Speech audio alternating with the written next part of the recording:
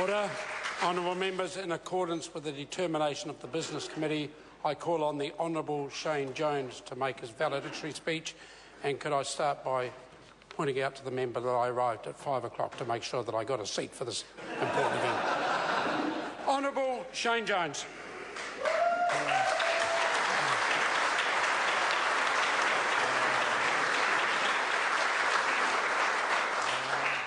He reo Māori I te tuatahi. Huia te rito o te harakeke kei hea te kōmako e kō. Māhau e ui mai ki au he hake te menui o te ao mākue ki atu he tangata, he tangata, he tangata.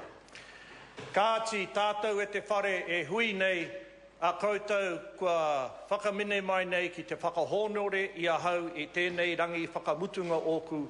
Tēnā koutou e oku piri, tēnā koutou e aku tuahine, tēnā koutou e oku tuakana. Tēnei ahau te tū I te auraro o tātou ngā kai toranga pū, me te auraro o te iti me te rahi kua tatu iho ki konei. Ko tahi anake tangata mo te āhuatanga ki te hunga ko wheturangi tia hei mihinga māku ko te toa o hikurangi maunga a parekura horomia. Kia mihi atu ahau kia parekura I mate I roto I te tau kotahi ka pahe mo tatake nei. Mea rau mahara e iri nei I te pātu o tēnei whare. Rātou ki a rātou, tātou ki a tātou, tēnā koutou, tēnā koutou, tēnā tātou katoa. Sir, it's an emotional day. I have been on a media blackout. It has been akin, sir, to someone suffering a bad experience after the recently outlawed synthetic drug episode. I have lived, breathed, I have had every bit of my being, sir, whilst I was a politician, putting myself either willingly or unwillingly in the front of our people. And, sir, the whakatauki, the Māori proverb I start this speech of with, sir, says, he tangata, he tangata, he tangata, people. And, sir, it's with humility and honour that I stand in the midst of my peers, sir, under the gaze of the public, people from business, people from the community, people from the north, the last frontier of rugged individualism, friend and foe. So I mention that particular expression because I see Roger Douglas and Richard Preble in the house. So the notion that the people who should come to see me at my valedictory is Willie Jackson, John Tamihere, Mr. Preble, Mr. Douglas, Ron Mark is a comment on perhaps the nature of my politics as a member of this side of the House. Willie Jackson, the Māori equivalent of Pam Corkery. John Tamihere, sir, Labour's #1 exile. And, sir, the two gentlemen who belong to that generation of Labour politicians in the day, and they are part of the legacy of the party that I do belong to, sir.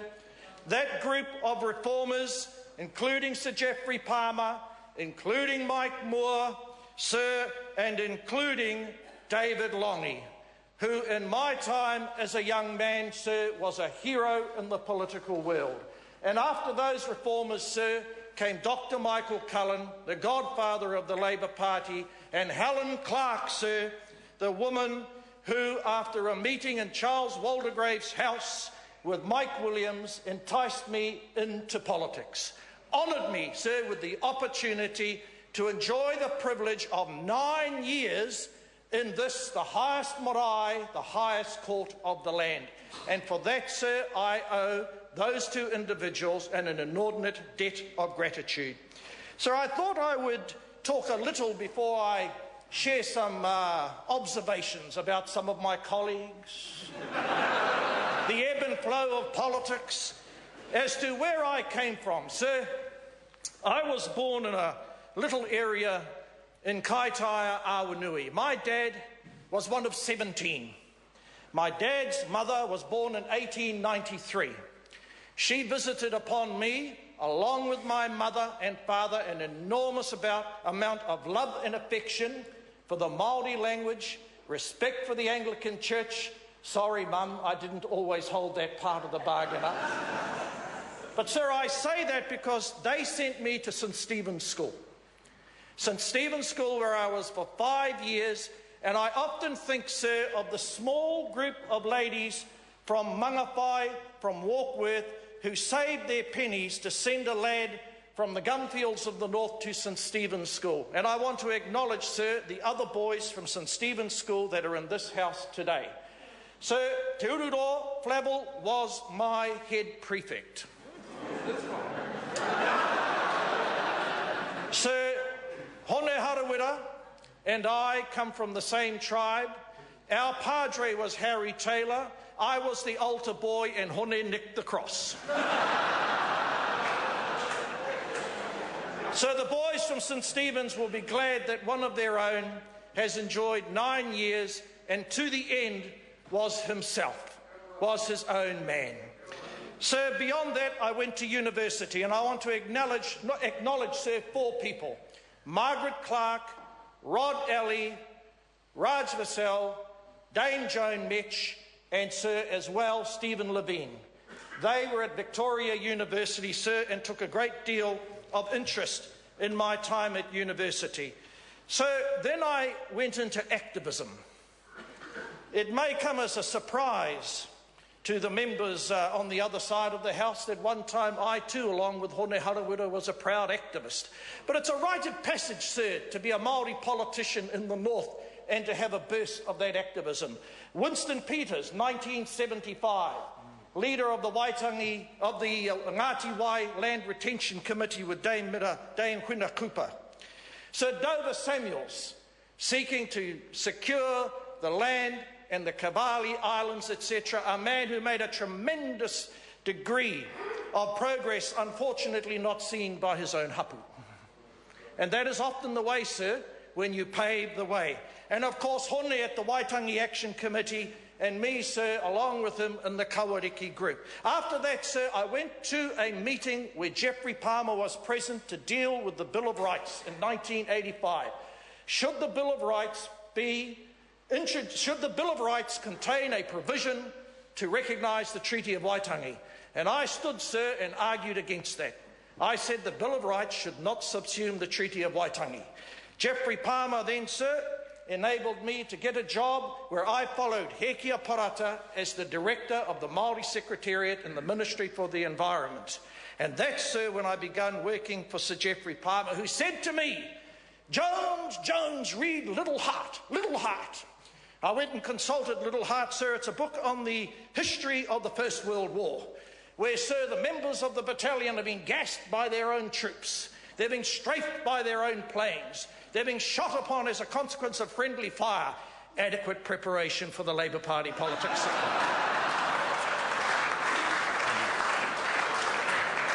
His parting remark to me, sir, was, Jones, write, because when you write, you think, and you write so little. Sir, I was supported by Sir Paul Reeves, Dame Joan Metch, and Sir Geoffrey Palmer, and chosen by Royce Elliott to be the Harkness Fellow, and went away to Harvard. An extraordinary experience as a young father with a young family. Sir, while I was there, I sported an enormous red beard.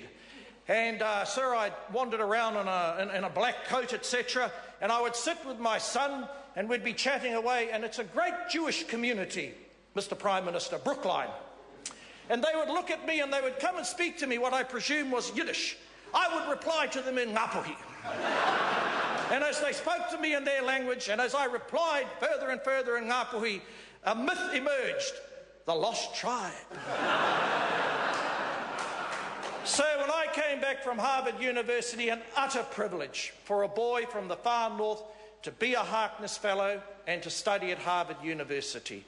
So I then gained the attention of Jim Bolger, the then Prime Minister, and worked on the settlement of the Sea Lord deal. Hekia Parata and I had advised Mr. Prebble, Koro Wetere, Roger Douglas, David Longy, Geoffrey Palmer about the settlement attempts in the late 80s. That was when, sir, I began my journey in trying to use the currency of settlements to advance the interests of the tangata whenua. So, as a consequence of Mr Bolger having confidence and faith in me, I became a member of the Fisheries Commission. I rose to the level of chairing, sir, Sea Lords, the Māori Fisheries Commission, a host of other entities, participated, sir, in selling Salmon Smith Biolab and delivering seafood assets back to the Chatham Islands and our Māori people, and I became a pro-industry man. I, sir, at that point said as much as possible I would be a politician who exhausted every part of my being to generate wealth, generate jobs, and ensure, sir, that those prepared to take risks to actually generate an opportunity for the rest of us should not be condemned but should be supported. So then, I just want to share very briefly, when was the first time I came to Parliament? The first time, sir, I came to Parliament was in 1980, the day that Maturata resigned from the Labour Party. I was in his office with Rapine Abraham, the leader of the Ratana Church, with the tohunga of Ngāpuhi, Joe Toki, Taupuhi Eruera, Selwyn Muru, John Tahupārai, Sonny Kepa, and a host of other visitors. The second time, sir, I came to Parliament was to present a Te Reo Māori submission to Mr Austin, a former South Island member of the National Party who did not turn up, and it was received by Whetū Tiri Kātene O'Sullivan in the 1980. And then, sir, I came back with my uncle Reverend Māori Marsden, Nick Tangaroa, George Brennan, and we comprised the subcommittee of Māori policy in the Māori Affairs Select Committee room with Whetū Tiri Kātene. So let no young pup say Shane Jones is a stranger to the legacy of the Labour Party, sir. So now I move on to another role. But before I talk about this other role, let me acknowledge some of the things that have happened to me as a politician. So Helen Clark rung and asked me to support Anne Hartley one day.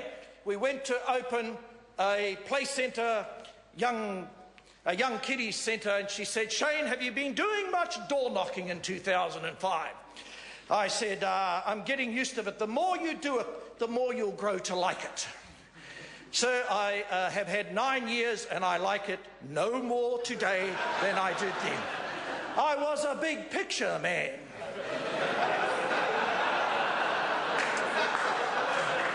Sir, Helen Clark sent me to that hotbed of Labour activism, Dargaville. As I dodged the Brethrens, I eventually made it to Haruru Falls. Haruru Falls, sir, is in the Bay of Islands. It's near Waitangi. I went to the house. I was armed with the pamphlets with Helen's beatific face smiling up them. I approached the door, knock, knock. Through the misty, frosty glass, I saw a figure coming to the door. The door sprung open, sir, and in front of me was a voter. Of my age, a woman semi-clad. So the most troublesome thing was she had an imposing arrangement coming out the top of her head in the form of a beehive.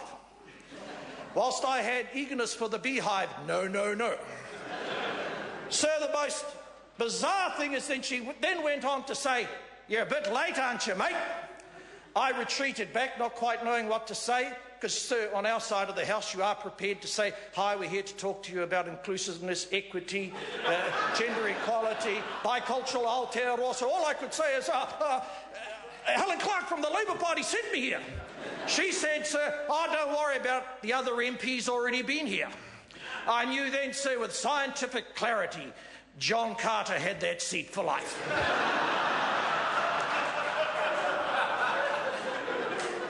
So Dr. Cullen blessed me by enabling me to be the chair of the Finance and Expenditure Committee, and a number of members of that side of the House were on that committee when I was the chair, as indeed was Hone Harawira.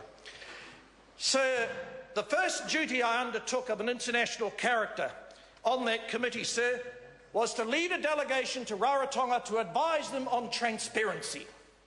The only problem with that delegation, sir, it comprised Doug Willerton, Murray McCully and Hone Harawira. A tall order. So while I was there, unfortunately, I fell off a motorbike. Now, sir, despite parliamentary ambitions about transparency, I did everything I could to hide that accident from Heather Simpson and Helen Clark.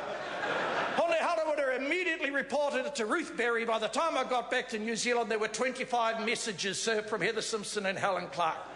Sir, if you don't believe me, I'm willing to lift the leg of my trowel, but for fear of sparking unintended consequences into my own caucus, I'll resist it, sir. So when I was a minister, I was a colourful but hard-working character. My colleagues will tell you I never agreed with Helen that we should have a showerhead policy. But when you're a member of the team, and junior that I was, you deliver the policy of the day, sir. The problem was, sir, that the more, and as you recall, sir, we were going to regulate the amount of water, certain covering for hot water heaters, and as the water sort of dribbled into a bucket, then you could work out whether it was 8 minutes, 8 seconds, whatever it was, sir. I knew I was in dire situation when the only person who came to my rescue was Jeanette Fitzsimons. Sir, in those days, the Greens were my fans. Sir, one other thing that I want to refer to while I was the Minister of Building was that I freed the building profession, I freed the community and the economy from the wretchedness of the Building Act, and you can now, sir, build a 10 square metre shed without a building permit. I wasn't to know that the current minister would regard that as housing policy for South Auckland.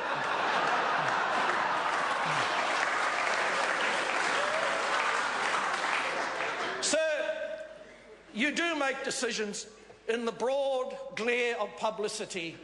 You wish, would I do it again? And I must not, sir, walk away from what was a visceral experience in terms of when I was the immigration minister. And I want to ask you, sir, how come a lot of the Chinese fellows who get to know politicians have got the name Liu? Kia ora, Morris. In my case, sir, the media spelt the name's man, the name of the man L-I-U. The political alphabet of the Labour Party spelt his name L-O-O, because, sir, that's where my political reputation ended up for a period of time. And, sir, I don't want to dwell on too much more because time doesn't allow it, but if I can acknowledge to the media, whenever I was in the gun, I fronted up. And I want to acknowledge Annette King, because Phil Goff was out of the country when John Key, in a fit of enthusiasm, decided that all credit card receipts should be made available to the public. So if there was ever a motivation to get the CIA onto the Prime Minister, God knows that was it. But, sir, our deputy leader trusted me to go forward with one advisor, John Harvey, and front that issue. And, sir, it didn't cover me with a great deal of glory, but please know this, I never, ever ran and was prepared to front the media, whether it was good or bad. And if I can say to Calvin Davis, as he comes in, because, Prime Minister, the Parliament now is dishing out credit cards. I understand they're called purchase cards. Calvin, know this from me, cash is king, brother, cash is king.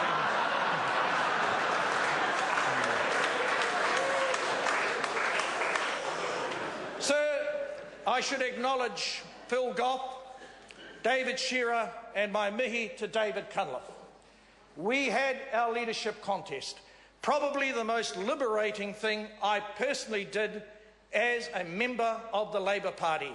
The ability to be paid and wander around for 6 weeks saying whatever I liked about whoever I liked in my own party, sir, and I thoroughly enjoyed it, but I have to accept there are more people coming to my do at the backbencher in the Labour Party than bloody well voted for me during that contest.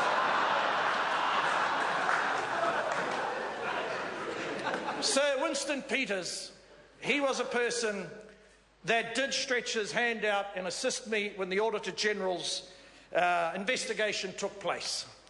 Now, sir, there's been a lot of idle jotting and scribbling about myself and Winston Peters, sir, largely driven by troublemakers from the other side of the House.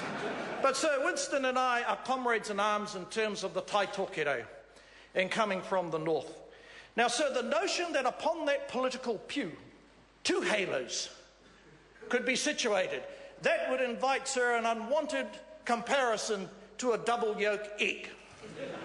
But I'll tell you what, sir, had that have happened, there would have been a great contest in terms of Shakespearean quotes. But I would never have beaten Winston in that quote from King Richard III, my horse, my kingdom for a horse. Sir, to move away from a wee bit of levity, as my senior colleagues would know, you have fantastic opportunities when you are a minister to rub shoulders with power brokers and incredibly influential people around the world. And one night, sir, Helen invited a number of us to dine with Condoleezza Rice.